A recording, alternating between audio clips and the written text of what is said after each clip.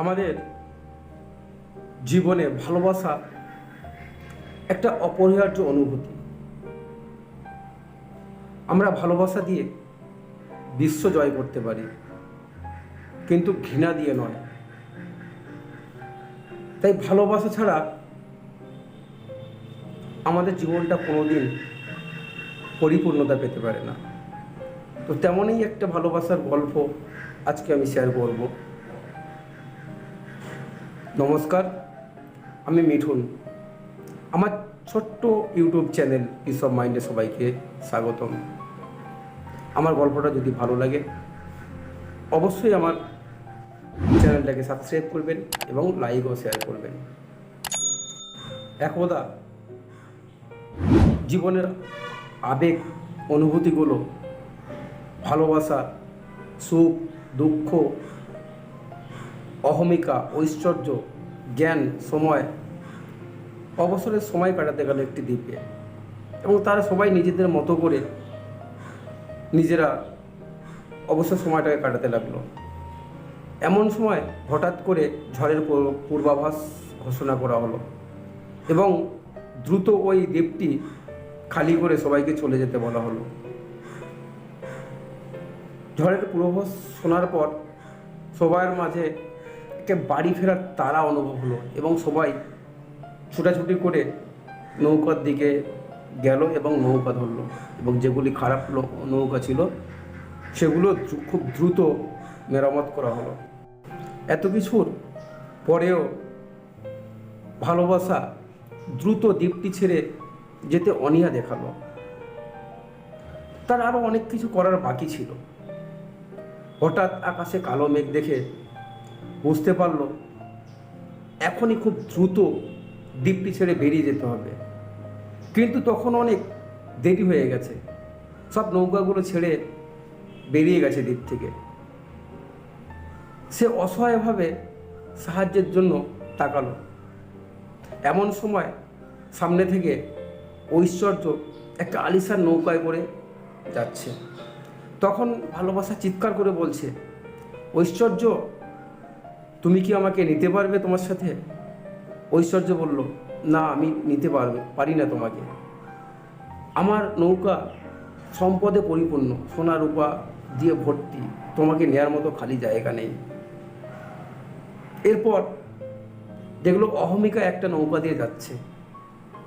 আবারও ভালোবাসা চিৎকার করে অহমিকাকে বলল, অহমিকা, তুমি কি নেবে তোমার সাথে? তুমি কি সাহায্য করতে পারবে আমাকে? অহমিকা বলল, না, আমি নিতে পারবো না, কারণ আমার নৌকা তোমার পায়ের কাদায় নষ্ট হয়ে যাবে। এমন সময় দুঃখ যাচ্ছে একটা নৌকা করে। ভালোবাসা দুঃখকে বলল, দুঃখ, তুমি কি নিতে পারবে আমাকে তোমার সাথে? দুঃখ বলল, না, আমি নিতে পারবো না, আমি অনেক কষ্টে আছি। এরপর সুখ সামনের থেকে যাচ্ছে একটা নৌকা করে। সুখকেও বলল, কিন্তু সুখ এতটা আনন্দ ব্যস্ত হয়ে আছে যে ভালোবাসা কি বলছে সেদিকে তার খেয়াল করার সময় নেই। একটু পর ভালোবাসা ক্লান্ত ও মর্মাহত বোধ করলো। ঠিক এমন সময় কে যেন পিছন থেকে ডাকলো, ভালোবাসা, এসো, আমি তোমাকে নেব।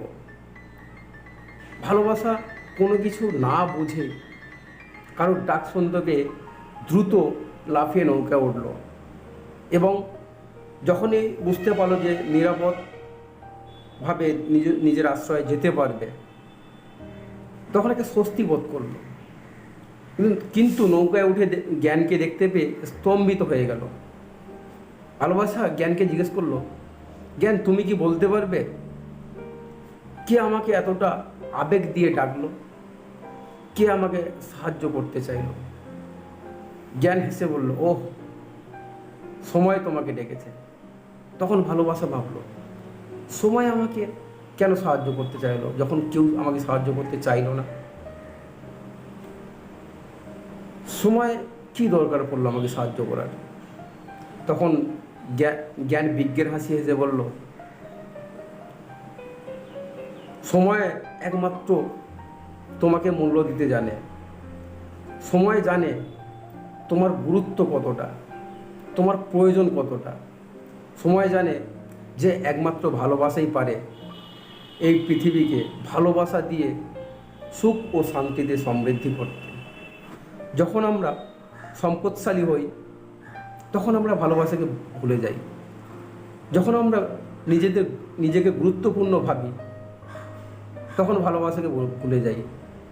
এমনকি আমরা সুখ ও দুঃখেও ভালোবাসাকে ভুলে যাই। আমরা শুধুমাত্র অসময়ে ভালোবাসাকে মনে করি, অসময় পড়লেই ভালোবাসার আমাদের দরকার হয়। আর দেরি কেন?